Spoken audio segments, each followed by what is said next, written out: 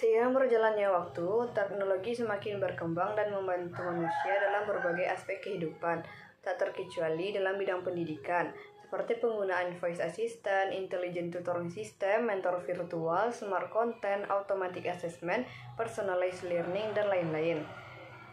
Penggunaan kecerdasan buatan AI dalam pendidikan memiliki dampak signifikan pada beberapa aspek, seperti AI dapat membantu dalam menyediakan pengalaman pembelajaran yang disesuaikan dengan kebutuhan setiap siswa. Selanjutnya, AI dapat digunakan untuk menganalisis kinerja siswa yang lebih akurat dan objektif. Selain itu, AI juga dapat membantu dalam merancang kurikulum yang relevan dan dinamis.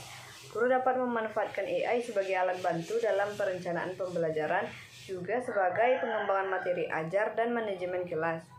Dengan bantuan AI, pendidikan dapat menjadi lebih mudah diakses oleh individu yang mungkin memiliki hambatan fisik ataupun geografis.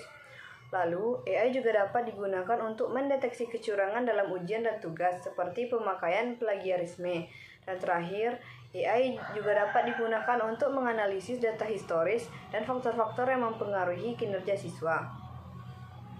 Namun, penggunaan AI dalam pendidikan juga menghadapi tantangan seperti privasi data siswa, kemungkinan penggantian peran guru, ketergantungan pada teknologi, kesenjangan akses, kekurangan teknologi, dan kekhawatiran etika.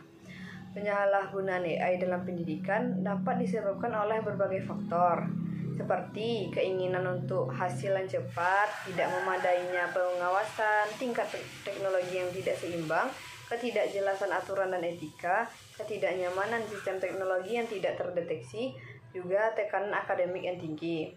Agar terhindar dari dampak negatif penggunaan AI dalam pendidikan, ada beberapa langkah yang dapat diambil oleh individu, lembaga pendidikan, dan pembuat kebijakan.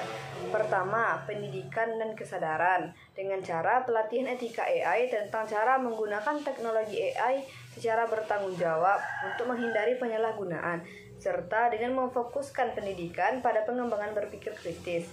Yang kedua, pengawasan aktif, seperti pengawasan di dalam ujian. Yang ketiga, pengembangan peraturan dan pedoman yang jelas dalam kebijakan sekolah ataupun universitas.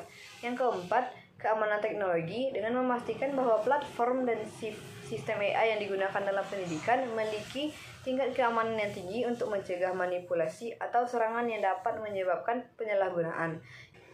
Yang keenam, keterlibatan orang tua. Keterlibatan orang tua yaitu dengan berkomunikasi dengan orang tua siswa tentang pentingnya penggunaan etis dan bertanggung jawab terhadap teknologi dalam pendidikan. Lalu yang ketujuh, kesadaran hukum terutama dalam hak privasi dan hak cipta. Penggunaan AI dalam pendidikan dapat memberikan manfaat besar, namun juga memunculkan risiko. Dengan langkah-langkah ini, kita dapat meminimalkan dampak negatif dan memastikan bahwa teknologi ini digunakan secara bertanggung jawab dan bermanfaat bagi pendidikan. Oleh karena itu, implementasi AI dalam pendidikan harus dilakukan dengan hati-hati dan memperhatikan etika serta regulasi yang berlaku. Selain itu, pendidikan yang efektif juga memerlukan interaksi manusia yang berarti dan dukungan yang tidak dapat sepenuhnya digantikan oleh teknologi.